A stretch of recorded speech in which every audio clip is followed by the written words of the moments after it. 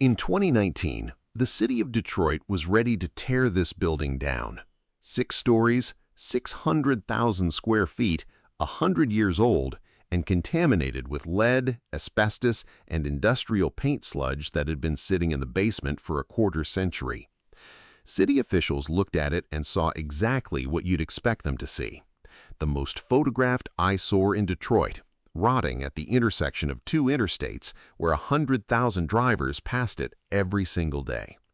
The wrecking ball made sense. Everybody said so. And then 2 developers walked into a room and said something that sounded, honestly, a little unhinged. They said, "Don't demolish it. We'll take it. We'll put $155 million into it, and we'll turn this poisoned concrete skeleton into apartments, 433 of them. People will pay rent to live inside the ruin." And while researching this video, one thing kept bugging me. They weren't crazy. The numbers actually work. And to understand why, you have to understand what this building actually is, because it is not just another dead Detroit factory. This is Fisher Body Plant 21. It built Cadillac limousines. It built warplane parts. It got abandoned twice, poisoned once, and survived 40 years of scrappers, arsonists, and demolition lists. This is the story of how it almost died and who's dragging it back. If you've ever driven through Detroit, you've seen this building, even if you don't know its name. It sits at the northwest corner of I-75 and I-94, one of the busiest interchanges in Michigan. 6 stories of gray concrete with a water tower on the roof and 1,000 broken windows staring down at the traffic. For decades, it was the first ruin you saw coming into the city and the last one you saw leaving. National magazines put it on covers. Photographers built entire careers on it. When journalists wanted one image to sum up the death of the American auto industry, this was usually the shot they picked, which is funny in a bitter kind of way, because the people who built it thought they were building the future. The early automakers were engine guys. They obsessed over pistons and transmissions and treated the body, the actual part humans sit in, as an afterthought. They farmed it out to carriage builders. Fred and Charles Fisher looked at this arrangement and saw the opening of a lifetime. In 1908, with a loan from their uncle, they founded the Fisher Body Company, and they made a bet that sounds obvious now, but was genuinely contrarian then. The future of the automobile was the closed body, a steel and wood box with a roof, glass windows, doors that sealed, a car you could use in winter, a car for normal life. The engine guys laughed at closed bodies. Too heavy, too expensive. They rattled apart on bad roads. The Fishers went and solved the rattling. They developed ways to build closed bodies that could survive the abuse of early roads, and they figured out how to build them at volume, not one at a time like a carriage, but hundreds, then thousands. Cadillac noticed first. In 1910, Cadillac ordered 150 closed bodies from Fisher, and at the time that was the largest order for closed car bodies anyone had ever placed. Then Buick came, then Ford, Chevrolet, Studebaker, basically everyone. The numbers from this era are hard to believe. By 1913, Fisher was building around 100,000 bodies a year. A few years later, more than triple that. The 7 brothers who grew up sweeping a carriage shop in Ohio were now running the largest auto body manufacturer on Earth, over 40 plants across the US and Canada. And there was a badge. If you're over a certain age or you've ever owned an old GM car, you know it. A little Napoleonic carriage embossed on the door sill plate with the words "Body by Fisher." That logo rode inside hundreds of millions of vehicles. It might be the most mass-produced tribute to a dad in human history. By 1919, Fisher needed more capacity in Detroit, so they built their 21st plant on Paquette Avenue in the middle of Milwaukee Junction. Plant 21, the building at the center of this video. And that same year, 1919, the biggest fish in the pond came knocking. General Motors bought 60% of Fisher Body for $27.6 million, which is somewhere around $500 million in today's money. The deal came with unusual terms. The brothers kept managerial control, and GM agreed to buy essentially all its bodies from Fisher at cost plus 17.5%. Economists still write papers about that contract. It shows up in business school courses as a case study on why companies merge instead of just signing supply deals. Because that's exactly what happened next. The arrangement was so lopsided and Fisher so essential that in 1926, GM stopped pretending and absorbed the company entirely. The Fisher brothers became GM executives and very, very rich men. One of them, Lawrence, ran Cadillac. The Fisher bodybuilding downtown, that gorgeous Art Deco skyscraper people call Detroit's largest art object, that's their name on it. Same family. So when you hear Fisher Body Plant 21, understand what that name carried. This wasn't a shed. This was a flagship plant of the company that put the roof on the American car. So what actually happened inside those 6 floors? Metal stamping and bodybuilding, mostly for Buick and Cadillac. Huge presses punching body panels out of sheet steel, and floor after floor of workers assembling, welding, sanding, painting. Raw steel came in at the bottom, finished bodies came out, and the rail lines of Milwaukee Junction carried everything away. Think about the logistics of a vertical factory for a second, because this detail decides the entire fate of the building later. Plant 21 was built tall because land near the railroads was expensive, and Detroit's factories grew upward. Materials moved between floors by freight elevator. In 1919, that was normal. Hold on to that fact. It's a loaded gun sitting on the table, and it goes off in about 10 minutes. Through the 20s and 30s, the plant ran flat out. This was the era when body by Fisher meant something specific to buyers, craftsmanship, the carriage maker's touch. Fisher even acquired Fleetwood, a coach builder that had made custom bodies for names like Carnegie and Rockefeller, and folded that prestige into Cadillac. The fanciest metal GM made passed through Fisher hands. Then December 1941 arrived, and the whole city changed jobs overnight. You've probably heard Detroit called the arsenal of democracy. It's not an exaggeration. When America entered World War II, the government essentially shut down civilian car production, and every auto plant in the region converted to war work. Fisher Body's plants started producing tanks, aircraft components, gun parts.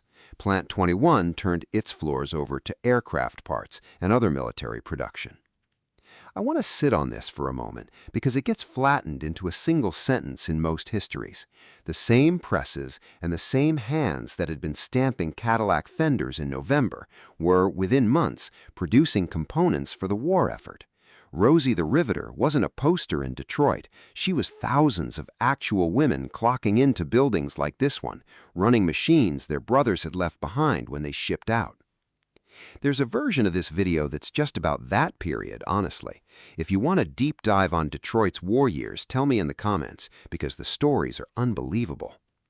The war ended, the soldiers came home, America went on a car-buying binge, and Plant 21 went back to what it knew. In its later working life, the building settled into a specialty role: Cadillac limousine bodies, the long black cars, bodies for the kind of Cadillacs that carried executives, politicians, and, yes, funerals. Some engineering and design work moved through the building too. If the story ended there, this would be a nice building with a nice plaque. But you already know it doesn't end there. You've seen the thumbnail. Because while Plant 21 was hitting its stride, the ground was shifting under its foundations, and the thing that killed this building wasn't foreign competition, and it wasn't the 2008 crash, and it wasn't any of the usual suspects people reach for.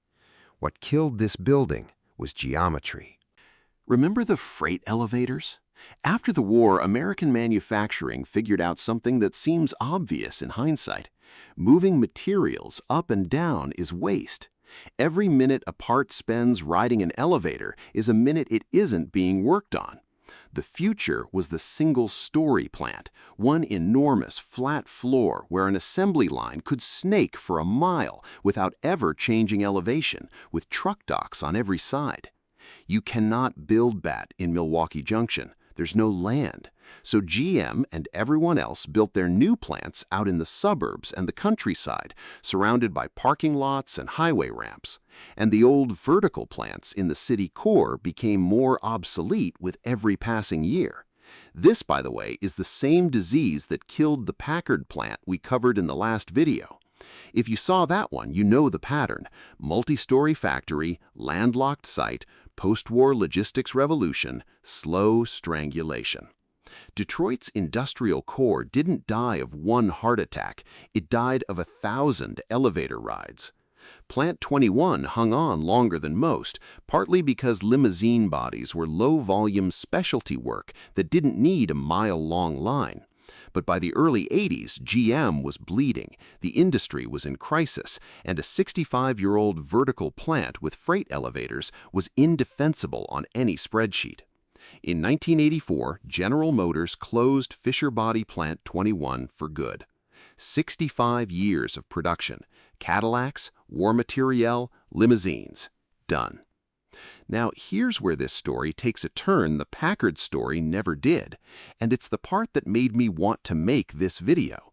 Because the building didn't go straight from GM to abandonment. Something happened in between. And that something is the reason this place spent decades classified as a toxic site. After GM left, the building got a second tenant, an industrial paint company.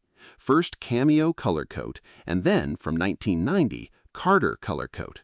They used the old plant for automotive paint work, coating parts, running solvents and pigments through a building that was never designed for it.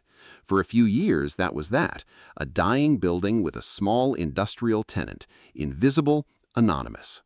Then, in 1993, Carter Color Coat went bankrupt. And when a company goes bankrupt, it doesn't clean up, it just stops. The workers left, the doors got chained, and everything inside stayed exactly where it was.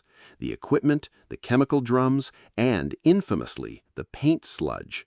Vats and residue of industrial paint waste abandoned in place, soaking into a building that also happened to be full of asbestos insulation and lead paint from its own construction era.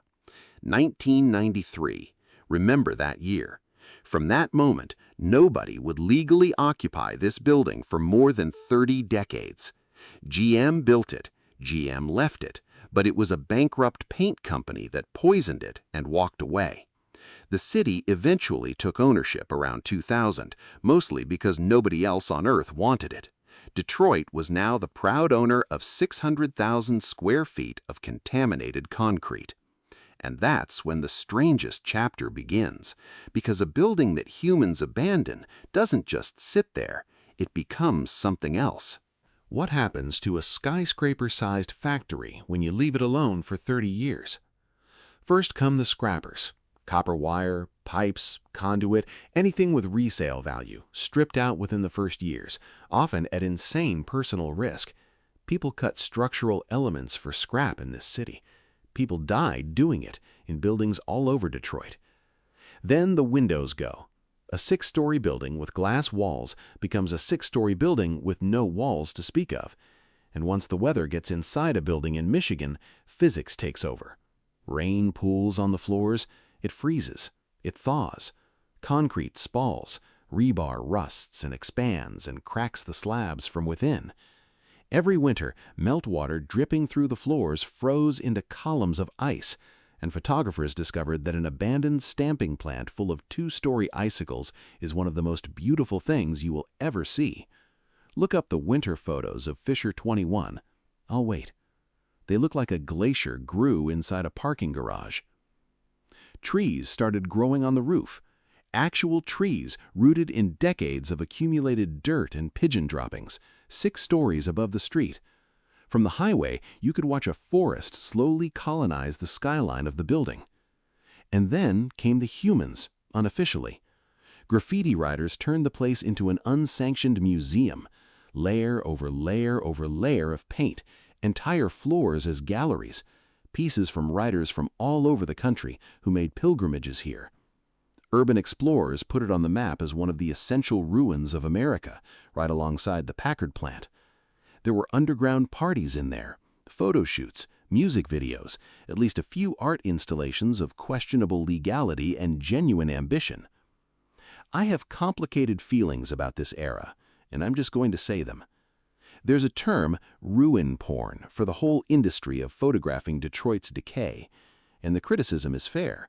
Outsiders parachuting in to aestheticize a city's pain, shooting the Ice Palace and ignoring the neighborhood around it, treating a place where 40,000 people once earned a living as a backdrop. People lived next to this building. Their property values, their safety, their view out the kitchen window, all held hostage by a rotting hulk that the city couldn't afford to fix or remove. And at the same time, I can't pretend the photographs didn't matter. Nobody outside Michigan was going to care about a demolished parking lot. The images of Fisher 21, the ice, the graffiti, the light coming through 1,000 empty window frames, kept this building famous. Famous buildings are harder to quietly erase. The ruin porn that exploited the building probably also, in a roundabout way, helped save it. Both things are true, and I don't know how to fully reconcile them. Meanwhile, at street level, the danger was real and unglamorous. Fires repeatedly, sections of collapsed flooring, open elevator shafts 6 stories deep in a building with no lights and no doors locked. The city fenced it. People cut the fences. This went on for decades. And through it all, every mayor, every planning department, every few years, somebody would float the obvious solution: tear it down. So why is it still standing? This is my favorite part of the whole story, because the answer isn't sentiment. Nobody saved this building from love. It survived because of math. Demolishing 600,000 square feet of reinforced concrete is brutally expensive. This isn't a wooden house you knock over in an afternoon. Con-era concrete plants were massively overbuilt. The same construction that let it survive 30 Michigan winters with no roof maintenance makes it a nightmare to crush. Then add the poison. You can't just dynamite a building laced with asbestos and lead and paint waste because you'd be aerosolizing hazardous material over a residential neighborhood and 2 interstates. Legally, you have to remediate before you demolish. Clean it, then pay millions more to crush it, then haul away a mountain of contaminated rubble. And what does the city get for all those millions? A vacant, contaminated lot at a highway junction that nobody was lining up to buy. Every time someone ran the numbers, demolition cost a fortune and produced nothing. So the file went back in the drawer, and the building got another winter older. It was, functionally, too expensive to kill. For 30 years, that was Fisher 21's entire survival strategy, being an even worse deal dead than alive. Until 2022, when for the first time in half a century, somebody looked at those same numbers and saw a way to flip them. In March 2022, the city of Detroit made an announcement that a lot of people flatly did not believe. Fisher Body Plant 21 would not be demolished. It would be converted into housing. 433 apartments, plus tens of thousands of square feet of retail and co-working space. The project name? Fisher 21 Lofts. The team behind it matters here. This is led by Greg Jackson of Jackson Asset Management and Richard Hosey of Hosey Development, 2 Detroit developers, alongside LeWan's Development, with the Detroit firm McIntosh Porras handling the architecture. And it's been widely reported as the largest development in Detroit history led by Black developers, in a city that is roughly 80% Black. In a story that has mostly been about wealth leaving, that detail is not a footnote. The people rebuilding this particular symbol are from here. Now, let's talk about the money, because the numbers work was a bold claim in my intro, and it's time to pay it off. When the project was announced, the budget was about $134 million. It has since climbed past $155 million. Nobody should be shocked. Old building budgets only move in one direction, and this is one of the hardest conversions ever attempted in Michigan. No bank funds this with a normal loan, so the deal is a lasagna of financing layers. Historic tax credits, which come with a catch I love. To qualify, the developers are legally required to preserve the building's historic character. The state's environmental agency, Eagle, awarded grant money specifically for the toxic cleanup because Michigan would rather subsidize remediation than own another Superfund headache. Add brownfield incentives, city support, private equity, and affordable housing programs, since a fifth of the units are set aside at below-market rents. Strip away the acronyms, and the logic is simple. Remember the demolition math? Tearing it down costs millions and produces a poisoned, empty lot worth almost nothing. Restoring it costs much more, yes, but it produces an asset, 433 rent-paying apartments in a building famous enough to market itself, standing 5 minutes from Midtown, right where Detroit's recovery has been strongest. One path burns money. The other path at least ends with something that generates money. That's the flip. That's why the unhinged plan beat the wrecking ball. Then there's the physical problem, which might be my favorite engineering detail in this whole saga. Factories and apartments want opposite buildings. A stamping plant wants deep, uninterrupted floor plates, and Fisher 21's floors are enormous. An apartment wants the opposite. Nobody rents a unit that's 90 feet from the nearest window. The middle of every floor is, for housing purposes, dead space. Macintosh Poros's solution is surgical. Cut 3 atriums straight down through the building. Carve vertical light wells through century-old slabs so daylight and air reach the center of every floor, and apartments can wrap around the openings. The building that spent 30 years having holes punched in it by decay will now get holes cut in it on purpose by people trying to keep it alive. There's a poetry in that I didn't expect to find in a construction document. But before any of the pretty stuff came the cleanup, and I want to be honest about how unglamorous this phase is. Years of it. Asbestos abatement, floor by floor, lead, the paint residue from the Carter era, structural testing on every column and slab to confirm the old concrete can still carry residential loads. This is the part of every restoration video that gets 30 seconds of screen time and consumes half the budget and most of the calendar. Hundreds of workers in protective suits undoing 1993, one bag of hazardous material at a time. As of now, the project's own timeline points to opening in 2027, which means if the schedule holds, this building will welcome its first legal residents just over a century after it opened, and after more than 30 decades sealed off from the world. Will the schedule hold? I've covered enough of these projects to know the honest answer.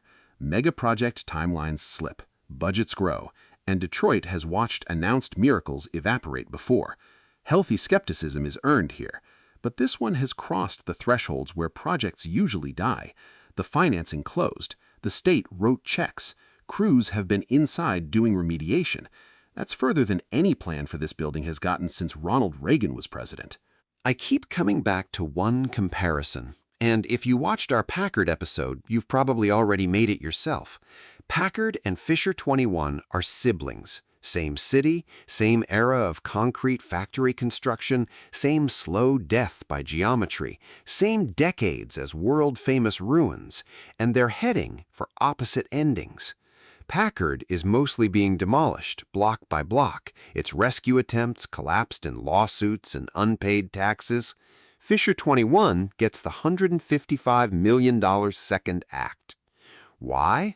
Some of it is luck and location. Fisher 21 is smaller, closer to Midtown, and had one owner, the city, instead of Packard's legal spaghetti. But some of it is timing. Fisher 21 survived just long enough for Detroit to become a place where a factory conversion could plausibly fill 433 apartments. If the demolition money had been available in 2005, There's a real question buried in this story, and I don't think it has a clean answer. $155 million is serious money in a city that still struggles to fund basics. Some residents will look at subsidized loft apartments in a landmark and ask fairly who exactly this rescue is for. A fifth of the units at affordable rents is not nothing, and it's also not a housing policy. I think the project is worth doing, and I think that question deserves to keep being asked while they do it. I don't think those two thoughts cancel each other out. But here's where I land, standing back from all of it. Every city keeps a few buildings that stop being buildings and turn into arguments. For 40 years, Fisher Body Plant 21 was the argument against Detroit. It sat at that interchange like a verdict, and 100,000 drivers a day read it without slowing down. This place is over. Sometime around 2027, if the cranes keep moving, a kid is going to grow up in an apartment on the 5th floor of that verdict. Their bedroom window will be one of the 1,000 openings that used to gape black over the freeway. Lights on, curtains, a bike in the hallway, and the drivers on I-75 will read a completely different sentence. The Fisher brothers built car bodies. Bodies are the part of the machine that people actually live in. A century later, that's exactly what their building is becoming. It's a better ending than this place had any right to expect. If you haven't seen the Packard video, it's on screen now, and it's the dark twin of this story. Watching them back to back is genuinely something. Subscribe if you want more of these, because this series is just getting started, and there are ruins with stories even stranger than this one. Thanks for watching. See you in the next one.